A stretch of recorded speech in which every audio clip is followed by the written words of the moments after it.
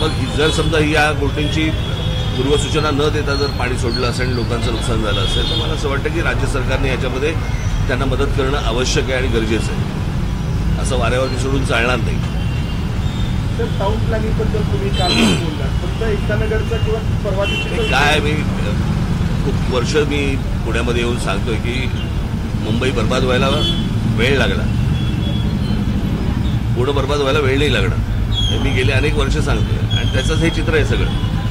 याचं कारण प्रत्येक वेळेला राज्य सरकारकडनं डेव्हलपमेंट प्लॅन येतो पण टाउन प्लॅनिंग नावाची काही गोष्टच नसते. किती गाड्या येत आहेत, किती स्कूटर्स येत आहेत, त्या पार्क कुठे होणार, लोक राहणार कुठे, लोक बाहेर कसे काही बाबा तिथे काही किती काय आहे टाउन प्लॅनिंगला एका काही काय म्हणू आपण त्याला काही हजार लोकांसाठी, काही लाख लोकांसाठी, लाख नाही पण हजार लोकांसाठी तिथे काही ज्या उपाययोजना कराव्या लागतात. म्हणजे उदाहरणार्थ तिकडे हॉस्पिटल असावं लागतं, कॉलेज असावं लागतं, शाळा असावी लागते, बागा असाव्या लागतं. हे सगळ्या गोष्टी या टाउन प्लॅनिंगमध्ये येतात आणि असली कोणतीही गोष्ट मला असं वाटतं आपल्या कोणत्याही शहरांमध्ये राबवली जात नाही. दिसली जमीन की वीक, कळलं का? एवढा एकच उद्योग फक्त सुरू आहे आणि महानगरपालिकांमधले अधिकारी आणि राज्य सरकारमधले काही लोक आणि मग काही बिल्डर्स या सगळ्या नेक्ससमधनं या सगळ्या गोष्टींचा बर्बाद होत जाणार ही शहरं. ते थांबत नाहीये. आज पुण्यासारखं शहर जर समजा आपण बघितलं तर एक शहर राहिलेलं नाही येते, 5-5 शहरं झाली आहेत त्याची. मुंबईमध्ये ज्या वेळेला एक लोखंडवाला कॉम्प्लेक्स झालं त्यावेळेला मला असं वाटतं की एक वेगळी मुंबई झाली आहे. पण पुण्यामध्ये जितक्या कमी काळामध्ये ह्या सगळ्या घटना घडल्या किंवा गोष्टी घडलेल्या आहेत हे अद्भुत आहे, विचित्र आहे. कुठपर्यंत शहर पसरत आहे आणि त्याला दुसरं अजून एक कारण आहे की हे जे सगळं आता मेस झाला गेले 2-3 वर्ष केंद्र सरकार राज्यामधल्या महानगरपालिकांच्या निवडणुका घेत नाहीये. इथे नगरसेवक नाही, कोणी आमदार आता निवडणुका लागतील त्यावेळेला पण नगरसेवक नसल्यामुळे जबाबदारी घेणार कोण? म्हणजे प्रशासनाशी बोलायचं कोणी? आणि हा सगळा प्रशासकीय कारभार चालू असताना याची मला असं वाटतं जबाबदारी प्रशासनाची आहे.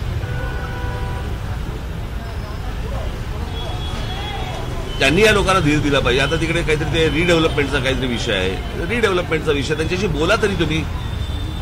म्हणजे या राज्यामध्ये येणारे बाहेरच्या राज्यांमधून येणारी जी लोक आहेत त्यांना फुकट घरं देताय तुम्ही आणि या राज्यामध्ये राहणारी जी लोक आहेत ते भिका मागतायत. ह्याला काही सरकार चालवणं म्हणतात का? आत्ताच माझ्याकडे एक मुलगा आता काहीतरी त्या आयुर्वेदाच्या संदर्भामध्ये आला होता, मेडिसिनच्या संदर्भामध्ये ऍडमिशनच्या.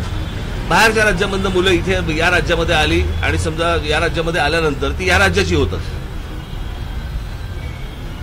आणि इकडची आमची जी मुलं आहेत ते कोट्यामध्ये मागतायत.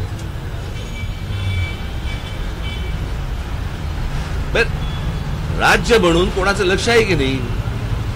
प्रत्येक जण आपापल्या राज्याचा विचार करतोय, महाराष्ट्राचा कोणी विचार करणार आहे की नाही?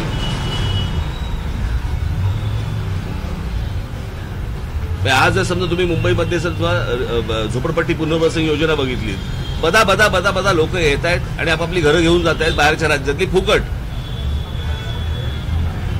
आणि स्वतःच्या कष्टाचे पैसे घालून जी लोक जमिनी घेत आहेत किंवा फ्लॅट घेत आहेत वगैरे वगैरे ते वाऱ्यावर पडलेत जे या राज्याचे मालक आहेत. मला असं वाटतं आता मी मुंबईला गेल्यानंतर एक 2-3 दिवसामध्ये माझी बैठक होईल. त्या बैठकीमध्ये काय होईल हे मी तुम्हाला येऊन आल्यानंतर सांगेनच किंवा तिकडे पत्रकारांशी बोलताना तुम्हाला समजेलच.